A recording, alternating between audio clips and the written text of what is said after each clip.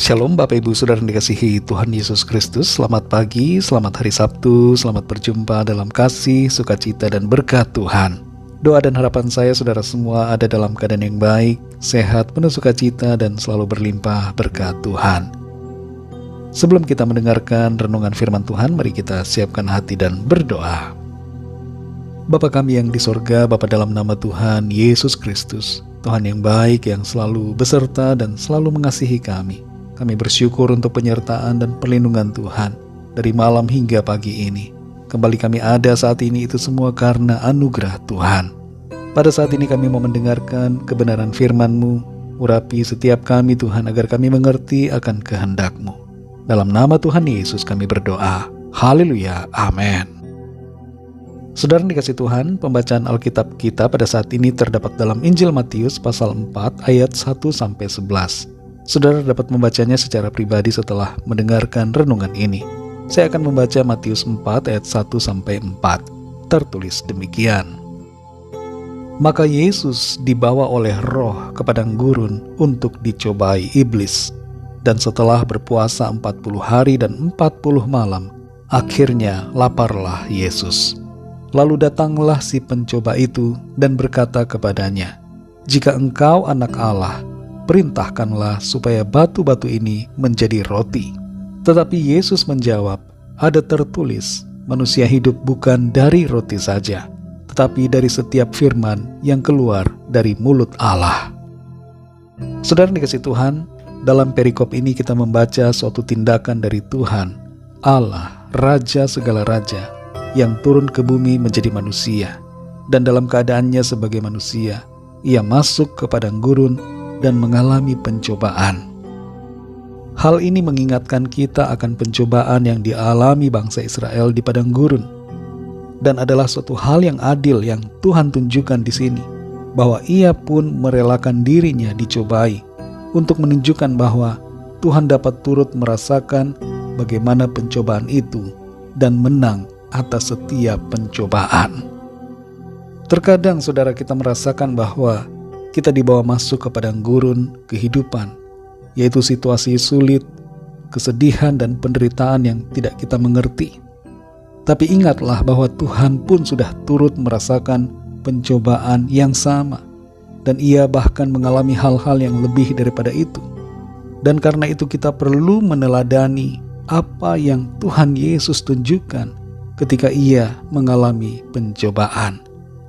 Ada 3 hal yang kita perhatikan dalam kisah pencobaan yang dialami oleh Tuhan Yesus di padang gurun ini, yang menjadi tujuan dari pencobaan yang terjadi pada kita sebagai manusia yang hidup di bumi ini. Yang pertama adalah pencobaan bertujuan agar kita berfokus pada yang rohani. Di ayat yang ketiga dan keempat, iblis menyuruh Tuhan Yesus mengubah batu menjadi roti. Walaupun Tuhan mampu, tapi Ia tidak melakukannya. Dan Ia menyatakan bahwa manusia hidup bukan dari roti saja, tapi dari firman Tuhan. Seringkali situasi hidup ini membuat kita lebih mementingkan keperluan lahiriah daripada rohaniah.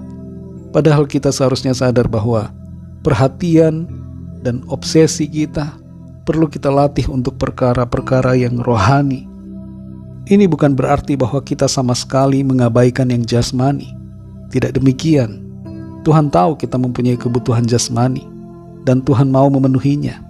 Tapi yang terutama yang dimaksudkan di sini adalah bahwa kita hendaknya hidup menuruti roh, bukan menuruti keinginan daging. Yang kedua, pencobaan bertujuan agar kita tidak menyombongkan diri. Di ayat yang ke-5-7, iblis mencobai Tuhan Yesus dalam hal keangkuhan. Keangkuhan seringkali membuat kita melangkah mendahului Tuhan, dan tanpa sadar kita merasa menjadi lebih tinggi dari Tuhan. Padahal kita seharusnya merendahkan diri dan tunduk pada Tuhan, yang kepadanya kita harus selalu taat. Kita tidak boleh mencobai Tuhan, tapi melangkahlah dalam penyerahan yang total kepada Tuhan. Yang ketiga, pencobaan bertujuan agar kita sungguh-sungguh menyembah Tuhan. Di ayat yang ke-8-10, pencobaan yang terjadi berkaitan dengan godaan, kemasyhuran, dan kekayaan. Kalau kita tidak menjaga diri kita, maka kita bisa terjebak pada menuhankan setan yang berkedok pada harta dan gemerlapnya dunia. Semua pemberhalaan, entah itu memberhalakan harta atau diri sendiri, sesungguhnya adalah pemujaan kepada iblis. Kita hendaknya memuja dan menyembah Tuhan saja, dan menjadikan Tuhan sebagai satu-satunya Tuhan dalam hidup kita. Mari saudara yang dikasihi Tuhan, ketika kita ada dalam situasi pencobaan, saat kita ada dalam situasi padang gurun, ingatlah 3 hal ini, yaitu agar kita berfokus pada yang rohani, menghindari kesombongan diri, dan senantiasa tetap menyembah Tuhan.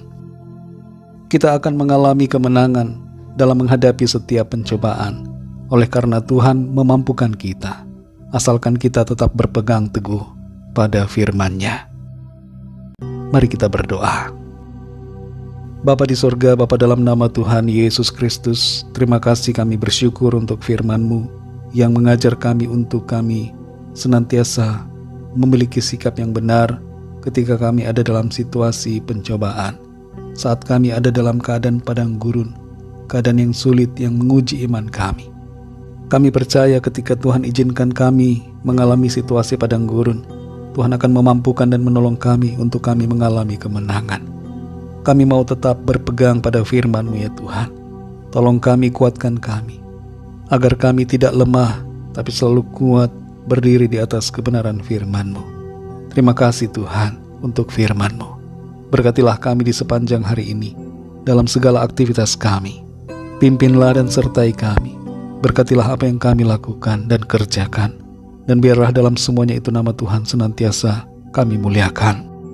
Tolong kami supaya kehidupan kami boleh menjadi berkat bagi orang-orang di sekitar kami. Kami bawa kepadamu Tuhan setiap permohonan doa yang disampaikan, agar Tuhan menilik satu persatu dan menjawab sesuai dengan apa yang diperlukan. Kuasa mujizat dan pertolongan-Mu Tuhan nyatakan atas setiap kami. Kami percaya kami alami kemenangan, kami alami jawaban doa, kami alami sukacita, damai sejahtera, dan kekuatan yang dari Tuhan. Kami berdoa saat ini untuk kegiatan KTT G20 di Bali, agar Tuhan memberikan keamanan dan kelancaran atas setiap kegiatan yang ada. Berkati bangsa negara kami Indonesia, dan berkati juga semua bangsa di dunia ini. Lawat dengan kasih dan rahmat-Mu, agar setiap orang dari segala bangsa percaya kepadamu Tuhan. Terima kasih ya Tuhan, hanya dalam nama-Mu yang kudus, nama Tuhan Yesus Kristus, kami sudah berdoa dan mengucap syukur. Haleluya. Mari sama-sama kita berdoa, doa Bapa kami. Bapa kami yang di sorga, dikuduskanlah nama-Mu, datanglah kerajaan-Mu, jadilah kehendak-Mu di bumi seperti di sorga. Berikanlah kami pada hari ini makanan kami yang secukupnya, dan ampunilah kami akan kesalahan kami, seperti kami juga mengampuni orang yang bersalah kepada kami. Dan janganlah membawa kami ke dalam pencobaan, tetapi lepaskanlah kami daripada yang jahat, karena Engkaulah yang punya kerajaan dan kuasa dan kemuliaan sampai selama-lamanya. Amin. Terimalah berkat Tuhan. Tuhan memberkati engkau dan melindungi engkau. Tuhan menyinari engkau dengan wajah-Nya dan memberikan kasih karunia. Tuhan menghadapkan wajah-Nya kepadamu dan memberikan damai sejahtera. Berkat anugerah dari Allah Bapa, cinta kasih karunia dari Tuhan Yesus Kristus, dalam persekutuan dan penghiburan Roh Kudus menyertai kita semua, sekarang ini dan sampai selama-lamanya. Dalam berkat nama Tuhan Yesus Kristus. Haleluya. Amin. Puji Tuhan, saudara yang dikasihi Tuhan, saya percaya firman Tuhan menjadi berkat dan kekuatan buat saudara semua, dan Roh Kudus akan menolong saudara untuk lebih lagi memahami kebenaran firman Tuhan. Tuhan Yesus memberkati saudara semua. Sampai jumpa dalam renungan yang berikutnya. Haleluya.